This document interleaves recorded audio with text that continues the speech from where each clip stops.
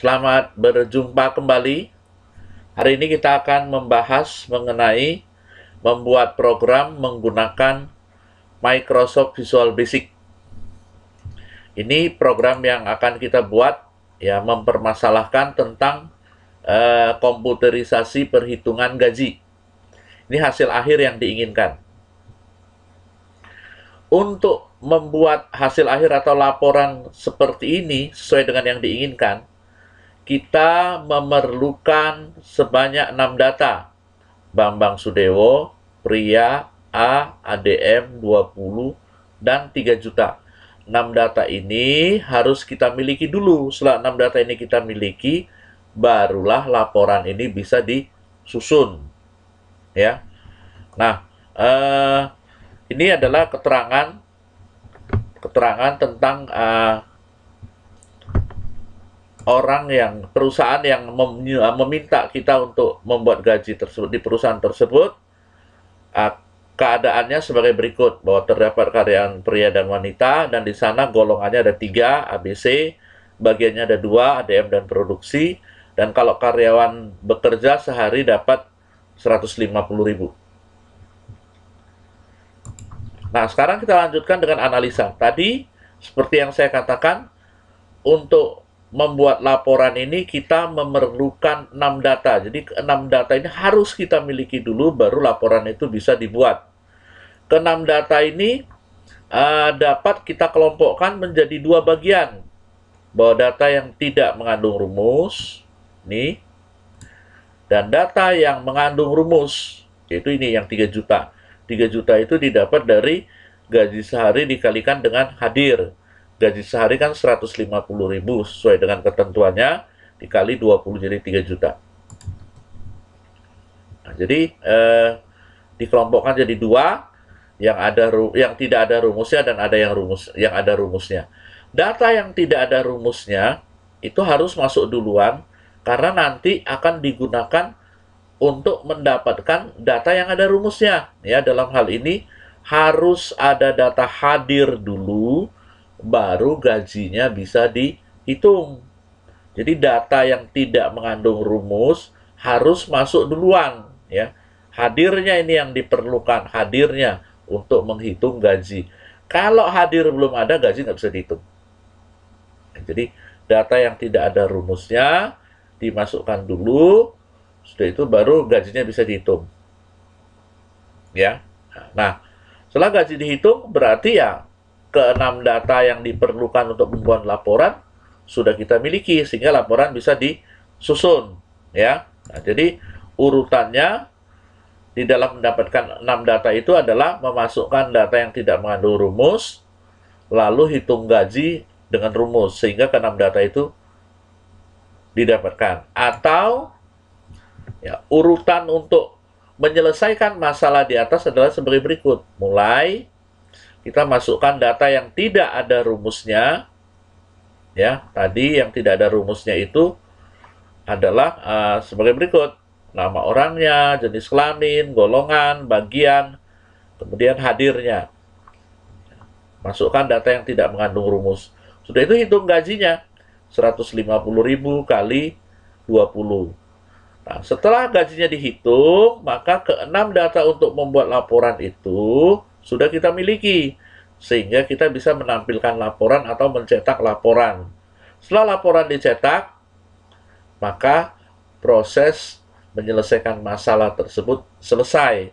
Jadi ini nanti flowchartnya kurang lebih seperti ini, ya. Nah, kemudian user interface, ya, user interface. Ini saya kecilkan sedikit biar tampil kelihatan semua. Ya, ini user interface. Apa itu user interface? Ya, user interface itu adalah tampilan layar. Kalau kita jalanin program, ya dia menampil ada sebuah jendela tampilan di layar, tempat kita interaktif dengan program, ya, sehingga nanti kita bisa mendapatkan informasi yang kita inginkan. Jadi nanti kalau program kita dijalankan, di layar itu akan tampil jendela interaktif, tempat kita berinteraktif dengan programnya. Tampilannya adalah sebagai berikut. Ini kita rancang. Ya, nah ini tampilannya. Nah, objek-objek yang digunakan. Yang pertama label. Ini label. Label itu ada 7. Objek label itu sifat istimewanya adalah dia hanya menampilkan tulisan. Tidak bisa diubah-ubah. Ini kan aplikasi penghitungan gaji ini kan hanya informasi yang memberitahukan bahwa program ini digunakan untuk menghitung gaji. Dan ini kalimat ini atau kata ini tidak diubah-ubah. Jadi yang paling tepat itu adalah menampilkan tulisan ini menggunakan objek label. Ini nama karyawan juga sama, jenis kelamin juga sama, golongan juga sama, bagian juga sama, hadir dan gaji. Jadi pakai objek label. Kalau untuk menginput nama orangnya, jadi kalau nanti yang akan kita hitung gajinya adalah gajinya Ika, maka di kotak ini isinya Ika. Tapi kalau misalnya yang menghitung gajinya adalah Ike, maka di kotak ini isinya Ike. Jadi kotak ini isinya bisa berubah-ubah sesuai dengan data yang kita olah. Nah, objek atau tools yang sifatnya bisa menerima ketikan sehingga bisa berubah-ubah itu adalah text box. Jadi nomor 8 ini pakai objek text box. Kemudian untuk jenis kelamin ini pakai option button. Option button ini termasuk suatu objek yang digunakan untuk memasukkan data. Cuman caranya dengan memilih. Dan pilihannya itu terletak di dalam sebuah kotak yang namanya frame. Ya. Dan kita hanya bisa memilih satu. Option button digunakan untuk menginput data dengan cara memilih. Ya, memilih, namanya memilih itu pasti lebih dari satu, ya, dengan cara memilih. Pilihannya ya, terletak di dalam sebuah kotak yang namanya frame. Dan kita hanya bisa memilih satu. Nah, dengan menggunakan option button, ini menyebabkan kemungkinan di dalam menginput data itu kalau salah ketik, atau ketikannya tidak sesuai dengan yang diharapkan oleh program, menjadi tidak ada. Ya, kalau misalnya ini pakai text box, berarti inputnya dengan cara mengetik. Si A adalah seorang wanita. Ketika ditanya jenis kelamin, maka dia akan mengetik wanita.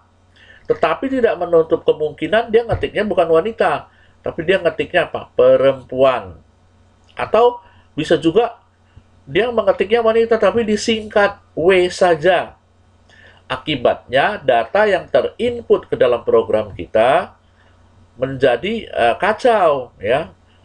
Wanita ya harusnya diketik WANITA, tapi ada yang mengetiknya W, ada yang mengetiknya perempuan. Datanya menjadi kacau, tidak sesuai dengan yang kita harapkan. Dengan cara memilih, kemungkinan itu menjadi kecil atau tidak ada, ya, kemungkinan itu menjadi tidak ada. Ya, ini option button. Kemudian ini list box. Ya, list box. List box ini juga sama, digunakan untuk menginput data dengan cara memilih. Ya, dengan cara memilih. Jadi pilihannya udah kelihatan, kita tinggal klik yang mana yang kita inginkan sesuai dengan data yang akan kita inputkan. Tinggal diklik aja. Ya. Kemudian untuk bagian combo box. Combo box ini sebenarnya gabungan antara list box dan text box. Jadi di dalam mengisi data, kita bisa memilih, kita juga bisa mengetik. Ya, combo box itu gabungan antara list box dan text box. Ini untuk hadir pakai text box, gaji juga text box. Kemudian ini ada comment button proses. Yang lalu di video sebelumnya sudah dijelaskan bahwa comment button itu memiliki sifat bahwa dia bisa dikaitkan dengan sekumpulan perintah, sehingga kalau diklik dia akan memberikan reaksi dengan cara menjalankan perintah yang dikaitkan kepadanya, ya.